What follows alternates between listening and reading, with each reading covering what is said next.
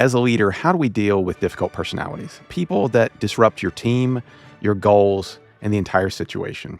They rationalize that bad behavior because that person gets the results, and they ignore the long-term damage to trust and morale, as well as the results of all those other people. In medicine and the culture of safety kind of work, that's vitally important, right? For correcting mistakes, identifying problems before they result in a bad outcome. When the team is the most important, how do we step in, intervene, not practice avoidance, and move the team forward?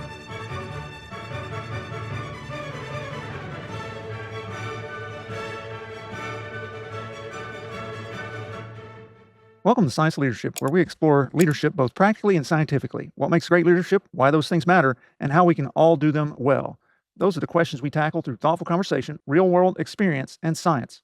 I'm Tom Collins, and I'm joined by my co-host, Justin Hamrick, and we are thrilled to have you join us on this journey to becoming a better leader. Tom, the topic I want to discuss today is something that is really impacting me recently personally. As a leader, how do we deal with difficult personalities? And I do want to start by saying these are not people that simply disagree with you or don't share your own opinions, but people that disrupt your team, your goals, and the entire situation. That's what I really want to get in today. Justin, I think that's a vitally important topic, and it's one that I think everybody deals with. And for the listeners out there, if you don't deal with it, it's either probably because you're not paying attention, or maybe you're the person who's the difficult personality. But this comes up for me all the time in my current role. So I agree. I think it's a great topic for today's episode.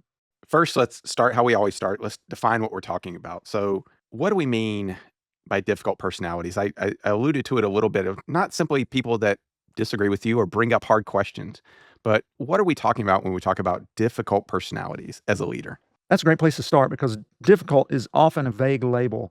In my experience, leaders are usually reacting to patterns of behavior as opposed to isolated events. And so the common patterns that we see include things like chronic negativity, defensiveness, blame shifting, passive aggressiveness, which is a terrible one, control seeking or micromanaging, which so often occurs, emotional volatility, and a lack of self-awareness. So those are the patterns that typically show up when we're talking about this. And what makes these personalities difficult is not just the behavior, it's the persistence of the behavior. It's the thing that causes it to be more frustrating. It's one thing if somebody has a hard day, if they've got something going on in their life, but it's when it's ongoing over and over, I think that it creates more friction, more tension, more agitation among all the people surrounding that person. Yeah, I think that's a big point because it's not that it's a person that disagrees with you. I mean, Lincoln is famous for this, right? Like putting people in his cabinet from the opposite side that disagreed with him. Like he knew the power of bringing people together with different ideas, not only from his own leadership of like, where are my blind spots? Where is somebody that's going to see things that I don't? But also like knowing that there's just different opinions on things. But it's the destruction of the team that really is a huge point, and the pattern of behavior. So can you share a story from your own experience where this has really landed home for you that sort of resonates with you? Certainly. I think you and I both know in medicine there are plenty of difficult personalities. And so I can think of a lot of people who would fall into that category, some in my day-to-day now and some from the past. I think it'd be wise for me to pick one from the past. So at a previous institution, I had this opportunity to work with multiple people who were exceptionally bright, technically strong, excellent clinically, but also many who were difficult, these difficult personalities that we're talking about. And one person in particular, I just get agitated thinking about this guy. I wasn't in a position of leadership over him. I was a peer. So I had to interact with him, and I also observed him in meetings and other situations, how he affected people. And he turned every meeting into a drain on people. His first move, if somebody had an idea, brought something forward, even if it wasn't necessarily in his domain, his first move was always to question people's competence and undermine their decisions. Okay, so it was clear that from anybody who's a armchair psychologist, it's clear that there was an underlying issue of security, having a bad self-esteem, whatever it may be. But he had this perpetual condescending tone. His strategy was to beat people into intellectual submission by selectively, I would say, reciting the literature that supported his perspective, but either ignoring or being ignorant of, I guess, of any literature that refuted his perspective. And you could watch this play out over and over, meeting after meeting. People would either people would either shrink away or they just wouldn't bother saying anything. Hmm. And so, meanwhile, the people in leadership positions tolerated it, and frankly, in some cases, endorsed it because he had a big name in the field. He wrote a lot, published a lot of papers, got a lot of attention academically, and so people would excuse it, and by that I mean make excuses for it, or they would downplay it, gaslight it. Meanwhile, a lot of other people are suffering from it, and so while that one person may have been performing in his little bubble well and getting a lot of attention, I surmise that the mathematical sum of his work and that of others that was degraded because of him came out less than what it would have been if he was either not there or if he actually wasn't so difficult. All those other people would have performed so much better and accomplished so much more. So it's the antithesis of leadership watching that take place. I'm always a team guy. Like that's what I think about, and we've spoken about this in previous episodes. But to give the sports analogy, the impact of that story of that person on the locker room, the culture, Yeah. is cannot be underestimated. And that's the problem, right? Like a lot of times, the difficult personalities may be some of your highest performers, quote unquote, the most well known in your department, the most nationally known, but locally, they are destroying your team, right? They're destroying your locker room, destroying your culture. None of us are more important than the sum. So how do you deal with that as a leader when some of your difficult personalities may be some of your best performers, but when you take the step back as a leader and look at what is happening to the team, that it's actually subtracting from your team. Well, that's exactly right. And to your point, many are high performers. And I think that's the reason that people in leadership positions tolerate them. Hmm. It's because they're afraid of losing whatever performance that person brings. You and I both know of surgeons who may be technically good and have great outcomes, bring in lots of cases, but who throw knives and yell and scream and use curse words and all sorts of things and create a toxic environment. And that actually eventually catches up with you, and then you have worse complications and outcomes as a result of it, right? But for this period of time, they're top performing, and people ignore it. Your question of how do you address that? I think it takes people in leadership positions recognizing the value of culture and the degree of compromise or erosion of a meaningful culture that occurs when you let that sort of thing happen.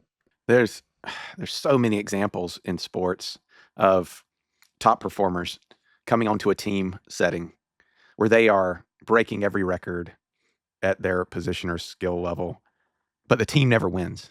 The team never achieves what winning the Super Bowl, winning the World Series, they just can't get there. They've got the quote unquote best player in the league, but I mean, there's shows written about it, right? I mean, Ted Lasso, like greatest player, is there. It's like, the I can't be important than the we, and the whole character arc of that. But there's so many examples, real life, of like people that because they didn't move the team forward, that it was actually a subtraction. So let's get to the meat. As a leader, why does it matter, and how do we go forward when we're presenting with difficult personalities? Because you've talked about the opposite, doing nothing. So why does it matter to us, and how do we go forward?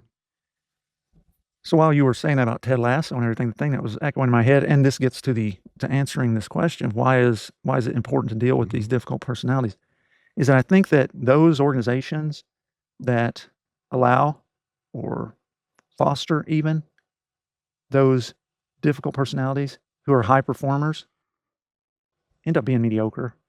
Hmm. They end up being so much less than what they could be. And ultimately here, as in our discussion and, in our podcast in general, our goal with talking about the science and the art of leadership is to try to help people listening and organizations become better and better, to help their people grow and develop and so forth. And so it's this idea of how can you be better? What can you do to improve? Um, and certainly this gets to that, right? Because those unresolved difficult personalities, as I mentioned, they shape culture. I mean, they can have tremendous impact on culture.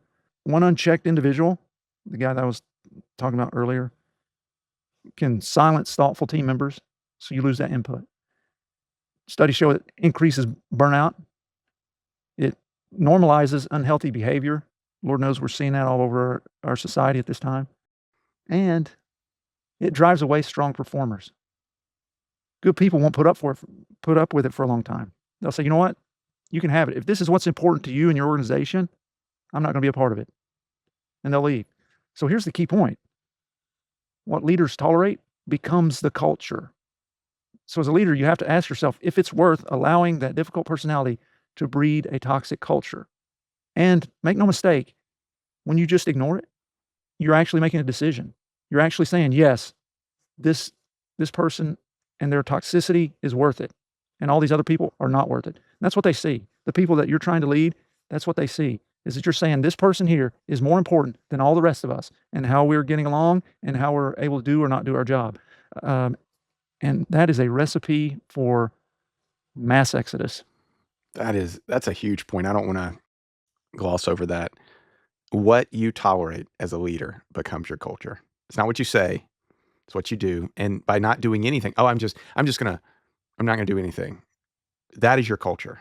It's the standard is the standard, and if you don't you could say what your standard is, but if you don't hold people to it or don't live it out, we talked about this before, that's character, right? The character is how you live out your values. So, knowing how important it is, why do so many leaders avoid it? Like, why do so many leaders avoid dealing with difficult personalities? Let me pause here for a second and remind our listeners that my book, The 4 Stars of Leadership, is now available on Amazon, Barnes & Noble, and essentially all online outlets. It's getting rave reviews, and I'm certain you will find it not only informative, but also inspiring. So I hope you'll order your copy today. Now let's get back to this interesting conversation. I'm just going to call it like I see it, man. It's fear. You know, they're afraid. They're afraid of so many things. There's conflict aversion. That's a big Mm, one. So fear of conflict, fear of losing this high performer, right? It may be fear of being disliked. It may be that the leader has some issue that they want everybody to like them. They live in this Pollyanna world that everybody's got to like me or whatever. mm, I think if you remove or, remediate those difficult personalities, you're much more likely to be highly liked than if you tolerate that stuff. But anyways, avoidance, it sends this message, and it's rarely the one that leaders really intend to send. It's sending to people that they're not as valuable to you as this other person who's causing so much trouble. mm. You talk about predictable mistakes that leaders make in this, that you've seen it over and over again. But what are the big ones? Like, what are the big mistakes out of fear that leaders make? I mean, obviously, there's some patterns that we've seen, right? Yeah. Yeah, I think as I've thought about it, I can see 3 big mistakes that people will make over and over and over when it comes to dealing with difficult personalities. The first mistake, hoping the problem will resolve itself. I think leaders convince themselves, "It'll get better." It Hmm. almost never does. That's one Terminal thing. optimism? Yes, exactly. For those listening, this is a term I developed, I don't know, a decade A ago, decade maybe ago? more. Yeah. Those people out there who think everything's just gonna magically get better. I call them terminal optimists.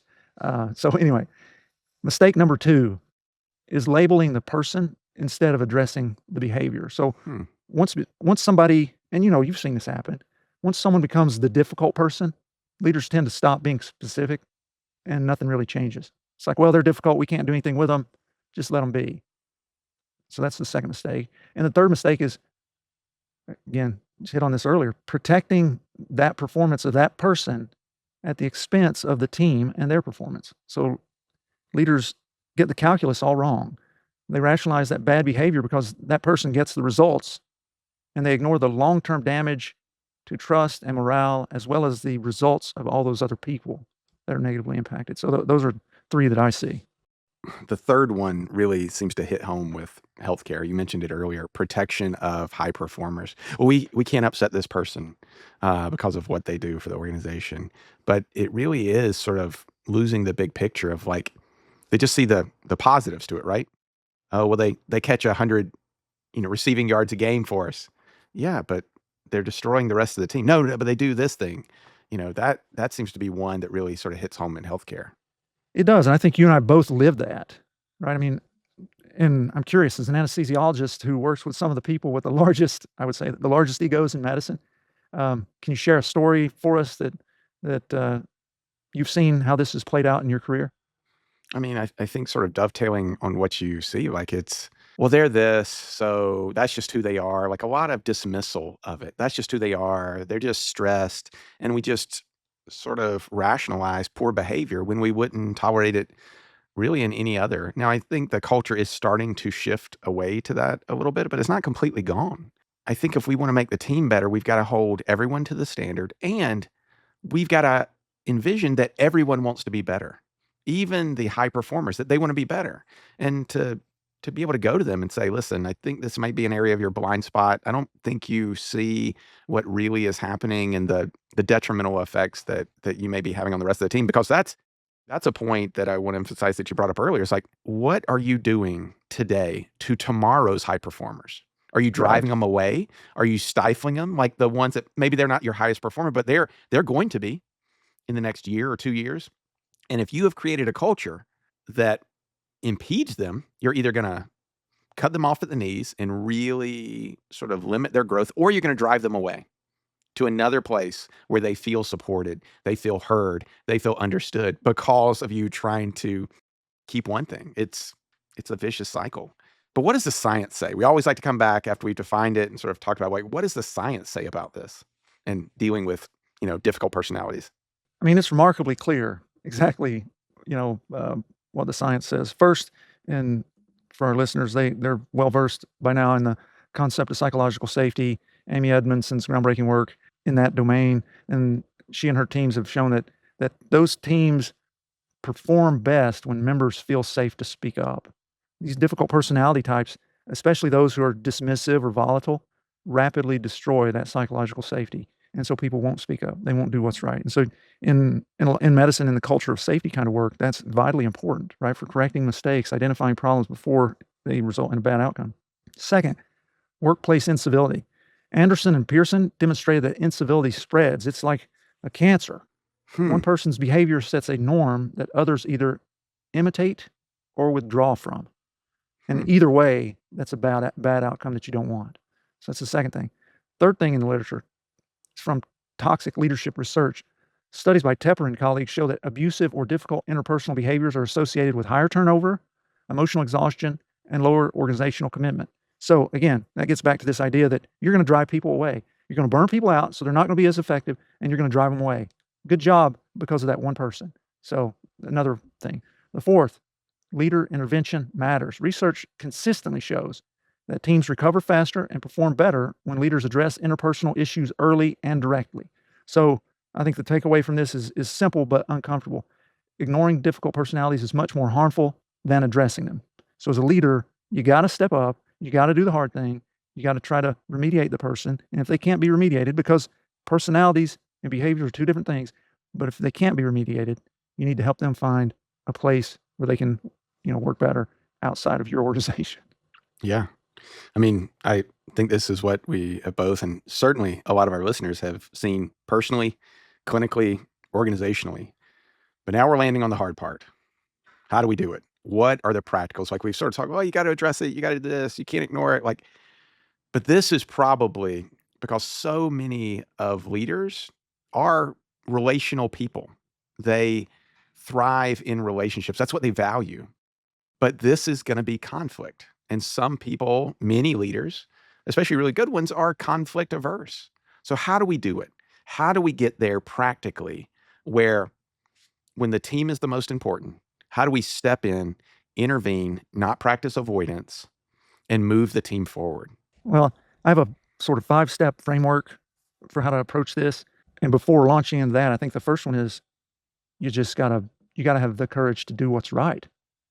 You know, in this scenario, doing what's right is what's right for the most people.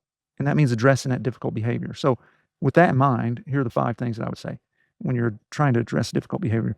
Be specific and behavioral. So Mm, describe what you see, describe its impact, particularly on others, without labeling or attacking. So, you know, don't make it personal.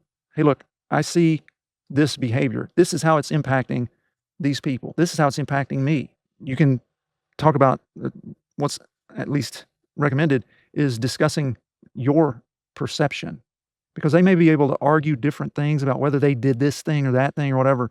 But when you say this, I feel that, they cannot refute how they have made you feel because that's your data, right? So again, be specific and behavioral. Number two, get curious before being corrective. Ask what's driving the behavior. This is something I tried. It can be hard when you're dealing with difficult personalities. It can be hard, but if you can stop, if you can pause and try to think, what is it that's driving this behavior? Maybe it's fear, maybe it's insecurity, maybe it's past reinforcement. Often, that may play a role. What is it that's driving the behavior? Think about that. Get curious before being corrected. Number three, set clear expectations and boundaries. Ambiguity helps bad behavior persist. Hmm. And a lot of times, what I've seen is those people who are the most conflict averse, who are avoidant with regard to, I'm not going to intervene, that person, it'll get better, all that sort of mentality. They're also people who are not very good at setting clear boundaries and expectations. That clarity protects your team. You got to do it. The fourth thing, act early. If you're not acting, you're actually making a decision. You're making a choice to let it fester, let it go on. And delayed feedback is diluted feedback. When you're training a dog, let's say to hunt, or if you're trying to teach your kid, when they do something wrong, you have to address it then and there. Mhm. Because the longer that you wait before you do, they won't even remember what you're talking about. I mean, you probably have had this experience at some point in your life where somebody said, you did X, Y, or Z, and that was wrong. And you're like, I don't remember doing that at all. Hmm. Right? So same thing with difficult personalities. Act early. Number 5, and I've dealt with this just lately, know when coaching is no longer enough. The reality is, no matter how Pollyanna somebody wants to be, not every issue is fixable. And leadership sometimes, quite often, requires making hard decisions. And sometimes that hard decision is, this person is not a right fit for the culture we're trying to build, and helping them find a place where they could be better suited. So that's the sort of 5 things. Again, start, with the caveat of being, you got to be brave enough to actually just do it. But number 1, be specific and behavioral. Number 2, get curious about things before you become corrective. Number 3, set clear expectations and boundaries. Number 4, act early. And number 5, know when coaching is no longer enough. I'm struck by, what do you do if they won't listen? Meaning a lot of those 5 things are, we are going to approach this together, understanding that what we both want is the team to succeed, the team to advance, and we're going to come this with logical, reasonable thought. Like, those are sort of what you would say are the rules and the boundaries. But what if that's not true? That you're trying to argue the reality of gravity when you're talking about the rules of baseball? Like where, how do you approach that? How do you deal with that? Like, Yeah, I think that some of this will get into the domain of human resources, because I can just imagine people out there saying, yeah, but we've got these rules, we've got these procedures, we've got these policies and that sort of thing. So some of this will get into the domain of human resources. But again, you're the person in a leadership position. Set clear expectations and boundaries and hold to them. When somebody, hey, look, Justin, I've noticed in meetings you have a tendency to speak poorly about other people when they bring up an idea or whatever it may be. I can't let you do that anymore. Then you've got to be the person who holds that accountability. If you have a meeting and then the person starts, whoa, whoa, whoa, Justin, we're going to stop right there. I don't think what you're saying is going a good direction. So I'm just going to ask you to please hold your peace. At the same time that you're trying to work in that direction, you have to work with the appropriate personnel in your organization to put together a performance improvement plan where you have conversation, you have the initial conversation with the person, Justin, I'm seeing these behaviors, they're a problem. And you document that. And then the next time you have to document and raise the bar. And so it's a process where you have to go through keeping track of trying to intervene here and try to make things better, whether or not they go down that path. So a performance improvement plan is to say, hey, look, I'm noticing these things. We want to invest in trying to help you be better. Here's a coach. To your point, what if they don't engage with that? That's a part of that process. You've spoken to them once, you've documented it, they failed to perform up to the standard. We're going to get you a coach. They refuse. You can build into that. If you refuse to work with the coach, we will take that as your decision that you don't want to be a part of our organization. Hmm. And so they may feign it or whatever, but then if they keep doing it, there has to be the stipulation, if this behavior continues, we will have no choice but to terminate your position. So that's the typical kind of process that plays out with this. Now, we don't want that to happen. Theoretically, our goal is to actually help this person perform the best, not only in their quote unquote clinical domain, but also in their interaction with other people. Yeah. Right. And so it's trying to help them get to a place where they recognize it. But the reality is there are people who have psychological pathologies and personality disorders. That's the reality. Turn on the Mm. TV, watch the news. You can see it. So there are those people, and they are, you cannot change that. Okay. And we've all run across those people. I'm related to some.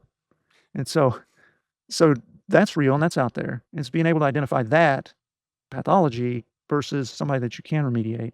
And I think a lot of times it's how they respond. Most people, I would say, don't have the insight of how they're impacting other people. And the people that have these personality disorders, when you provide them the data, the insight, basically, how they respond typically is poorly. They don't Hmm. hear it, they won't accept it, and so forth. Lash out, those sorts of things, versus saying, wow, I am so embarrassed, ashamed, sorry that that's how I'm coming across. How can I change? God, that's such a huge point. Like, even as a leader, you need to recognize that there are probably blind spots that you don't recognize, right? That's why they're called blind spots. And to have the humility to go to someone that you trust and be like, "Hey, where am I missing the mark? Where do I need to improve?" Even if you think everything's going great, right? Being able to have that insight. I feel like that first step in dealing with a difficult personality is so key, which is recognizing there's a problem or the possibility of a problem. Because you're right. If you bring them data, no matter how much the data is, and they are unwilling to accept even the faint possibility that it's true, there is no progress. There can't be. It's like people that believe the world is flat and you bring them all this data and they're like, nope, not possible. There's no amount of data that will move that dial. So it's like, how do you give someone insight besides like coming to them, open arms, open hands? I want to help you. I want you to improve. I want the team to improve. We need you on this team to improve it. This is where I see you're lacking and can improve. If there's no insight into the possibility of that timeline existing, where do you go? Where do you go? And that's where I think a lot of people run into a brick wall where they're like, how do we do any of the other steps? Addressing it, setting up, like, how do you do any of it if one of the parties is just unwilling to believe that there needs to be any change or any compromise on either side? And that's the place where it takes putting on the adult pants or whatever you want to say, like saying, okay, you've made your decision. We're going to have to part ways. That's when it gets real, because again, there are people you can't change. The bottom line is this is a great point. You can't change anybody. You can't change anybody. You can help people change themselves if they're willing. Those people that aren't willing, those people that in their eyes have no problem, they're perfect. What they're doing is right, is justified, so forth. No matter what destruction they leave in their wake, you cannot change those people, and you're just going to bang your head until it's bludgeoned trying. Only that person can change themselves. And if they're not willing to see it, that's going to go nowhere. It's only going to frustrate you and waste a lot of time and energy. That's it. I think that's the key. Like, I think as leaders, what I'm struck by is listening to understand. Like we've talked about a lot of times. Listening with a willingness to be persuaded. Yes. Yes. Like you can't control the insight or the behavior, the reaction of others. But what you can do as a leader is try to put your own baggage aside, come into the conversation, like you said with those points. Why do they think the way that they do? Why do they behave the way that they want to do? Help me to understand that. And if that's possible, then maybe there's a path forward. But to be willing to have the very difficult conversations. I mean, that's fundamentally leadership. That is one of the most difficult things in leadership. A lot of people want to talk about strategy, this, that, and the other. Leadership is about influencing other people to achieve a common goal, and that is relational. And so this is one of the hardest things. So that in mind, Justin, now that we've had this conversation, what's your biggest takeaway? I think the biggest takeaway I have is you can't control how other people will feel or react, but you can control how open and willing to be persuaded you are. You can approach a difficult conversation, and I do mean approach it, not avoid it, but be willing to be disliked, be willing to be humble, be willing to think differently than you normally think for the better of the team. Team first. On the flip side, even in a leadership position, it is the reaction and how it goes is not in your control. That's my takeaway from it. How about you? What's your takeaway from this? The biggest thing is you can't change somebody else. They are the only ones that can change. You can help them. You can try to give them insight or share insight with them, but you can't change those people. Heck, it's hard enough to change ourselves, right? So changing other people, that's just a fool's errand. And being willing to step into the breach, having the courage, the moral courage to do the hard thing, to say, hey, thanks for your service, but we're going in a different direction here. I think those are the things that I think are really important takeaways. Well, Justin, thanks for sharing your perspectives and thoughts, and for another, what I would say is powerful conversation. It's been great. Thank you for joining us on this episode of The Science of Leadership. We hope today's discussion has inspired you and given you valuable insights to help you become a better leader. Remember, leadership is about helping those we lead do great things. It's a journey of continual growth and learning. When we embrace that journey with curiosity, courage, and humility, we can confront challenges, overcome barriers, and foster environments where everyone can succeed. If you enjoyed today's episode, be sure to follow or subscribe, leave a comment, and share it with others who are passionate about leadership. Until next week, keep leading with character, competence, caring, and communication. This is Tom Collins. Let's keep growing.